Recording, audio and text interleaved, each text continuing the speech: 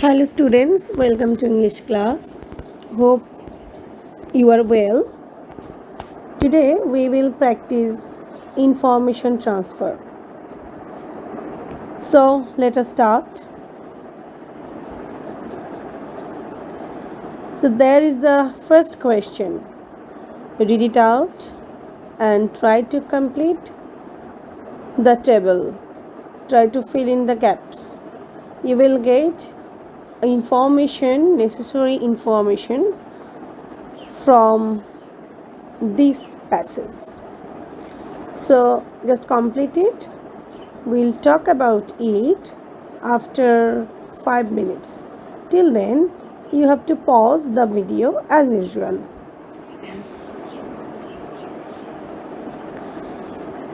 Welcome back. Hope you have completed. Now let us start. Let us discuss the possible answer. Diaspora. The first answer should be diaspora, because its definition is like this: is used to refer to people who have left their homelands and settled in other parts of the world.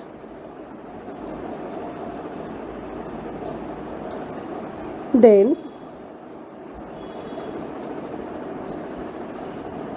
scholars have been studying diasporas with great interest. কখন? In recent decades. আমাদের clue দেওয়া ছিল have been studying diasporas with great interest. Message থেকে আমরা জেনেছি যে খুব আগ্রহ নিয়ে ডায়াসপোরা সংক্রান্ত গবেষণা করছে হচ্ছে কারা? স্কলার্সরা। কখন? In recent decades. সো এই একটা তথ্যের উপর ভিত্তি করে আমরা দুইটা আনসার করে ফেললাম কিন্তু। নেক্সট, দ্য জিউইশ পিপলের সাথে কি করা হয়েছে? Were forced to leave their lands. কখন? In recent times. নেক্সট আমার ইনফরমেশন আছে যে moved to central Europe, moved from central Europe. Central Europe থেকে কারা এসেছে? আমরা টেক্সট পড়ে জেনেছি আর্যরা এসেছে। So the Aryans moved from central Europe to কোথায়? সেটাও ওখানেই দেওয়া আছে, দ্য ইন্ডিয়ান সাবকন্টিনেন্ট। আর থাউজেন্ডস অফ ইয়ার্স এগো, এটা তো তোমার কোয়েশ্চেনেই দেওয়া আছে। তারপরে প্যালেস্টিয়ান ডায়াসপোরা সম্পর্কে কি বলা আছে? যে attracted a lot of attention and being a cause of concern for world leaders. আরও আমার তথ্য দেওয়া আছে যে অল ওভার দ্য ওয়ার্ল্ড, সারা বিশ্বেরই ওয়ার্ল্ড লিডারদের দৃষ্টি আকর্ষণ করেছে প্যালেস্টিয়ানদের ডায়াসপোরা। সো আমরা এইভাবে 8 নম্বরের অ্যান্সারটা করতেই পারি। আর এটার সময়ের ব্যাখ্যাটা আমরা কী দেব? At that time. কখন? যখন ডায়াসপোরাটা হয়েছে তখনই এটা তো ব্যাপকভাবে আলোচিত হয়েছে, এই জন্য। লাস্ট সেন্টেন্সে আছে massive diasporas have been seen. Massive diaspora কোথায় দেখা গেছে? টেক্সট পড়ে আমরা জেনেছি in Africa over the centuries. পুরো শতাব্দী জুড়ে আফ্রিকাতে অনেক বড় বড় ডায়াসপোরা দেখা গেছে। সো সেই হিসেবে অ্যান্সার ঠিক আছে। তো আমি নিশ্চিত যে তোমাদের ম্যাক্সিমাম অ্যান্সারই হয়েছে। ইনফরমেশন টেবিল তোমরা ভালোই বোঝো, আই গেইজ। এখন আমরা দ্বিতীয় টেক্সটে চলে যাব, দ্বিতীয় কোয়েশ্চেনে চলে যাব। So here lies the question, read it out এবং আগেরটার মতোই এটারও অ্যান্সার করো। প্যাসেজটা আমি দেখাচ্ছি। এই হলো প্যাসেজটা পড়ো, পড়ে ইনফরমেশনগুলো পিক করে টেবিলটা কমপ্লিট করো। তার আগে ভিডিওটা পজ দাও, এরপর 5 মিনিট পরে আমরা এটা নিয়ে ডিসকাস করব। ঠিক আছে? Do it.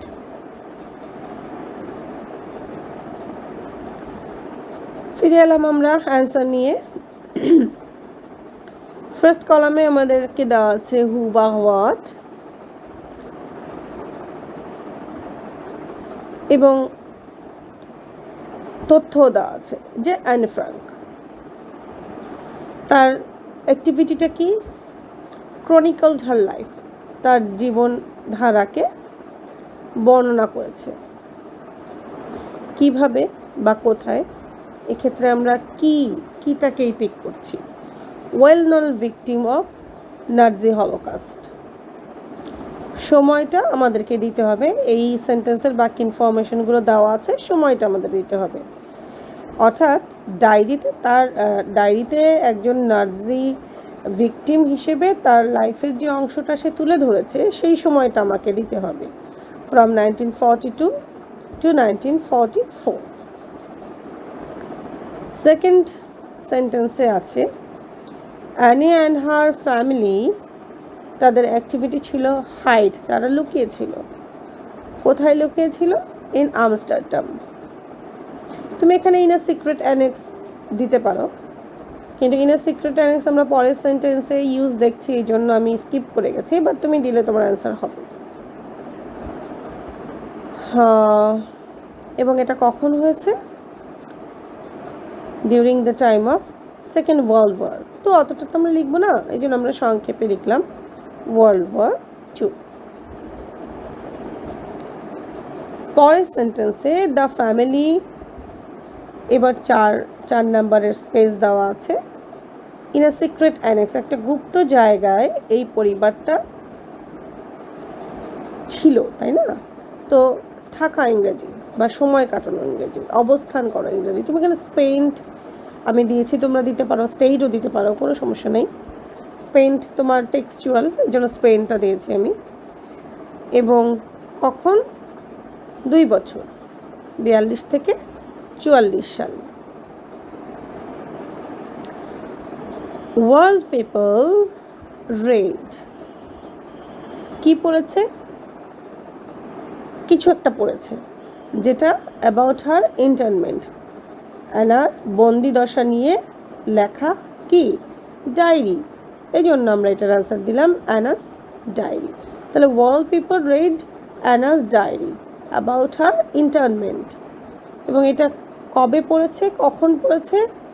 তার বইটা পাবলিশ হওয়ার পরে, ডায়েরিটা বই হিসেবে পাবলিশ হওয়ার পরে, এবং এই পাবলিশ হয়েছে 1947-এ।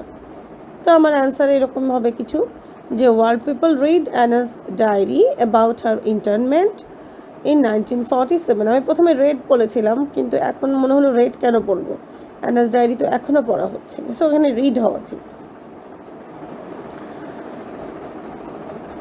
তারপরে অ্যানাসেন্ট টু, কোথায় তাকে পাঠানো হয়েছিল? Concentration camp.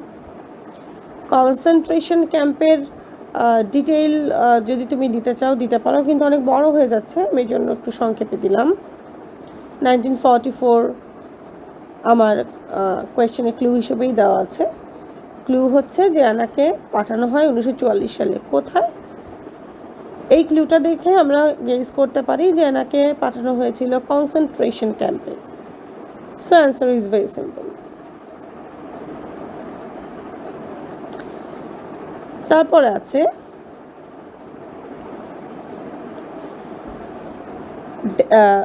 9 নম্বরের এটা গ্যাপ আছে, 9 নম্বরের কোয়েশ্চেনটা তোমাদের গ্যাপ, এবং ক্লিউ হচ্ছে has become was most something something after being publish. Publish হওয়ার পরে পৃথিবীর সর্বোচ্চ, এই হচ্ছে আমাদের ক্লু। তো এটুকু ক্লু যথেষ্ট আমাদের গেস করার জন্য, কারণ আমরা এখানে কথা বলছি অ্যানা ডায়েরি নিয়ে। সো 9 নম্বরের অ্যান্সার আমরা অ্যানা ডায়েরির বই হিসেবে বের হয়ে যাওয়ার পরে যে নামটা দেওয়া হয়েছে সেই নামটা আমরা দিলাম, the diary of a young girl. Has become was most read book, সব থেকে বেশি পড়া হয়েছে যে বইগুলো, তার মধ্যে অ্যানা ফ্র্যাঙ্কের ডায়েরি একটা বেস্ট সেলার। আর আফটার বিং পাবলিশ তো আমার ক্লুই ছিল। সো অ্যান্সার হয়ে গেল আমাদের। খুব সহজ না? তোমরা সবাই এটা খুব ভালো পারবে আশা করি, কিন্তু শুধু পারলে তো হবে না, প্র্যাকটিস করতে হবে। প্র্যাকটিস না করা থাকলে পারা জিনিসও ভুল হয়ে যায়। তো এই জন্য এই হলো মোটামুটি আজকের দিনের লেসন। তোমাদের এখন কাজ হবে বাসায় আরও বেশি বেশি করে প্র্যাকটিস করা আর নিজেদের যত্ন নেওয়া, ফ্যামিলির প্রতি যত্ন নেওয়া। ঠিক আছে, টেক কেয়ার।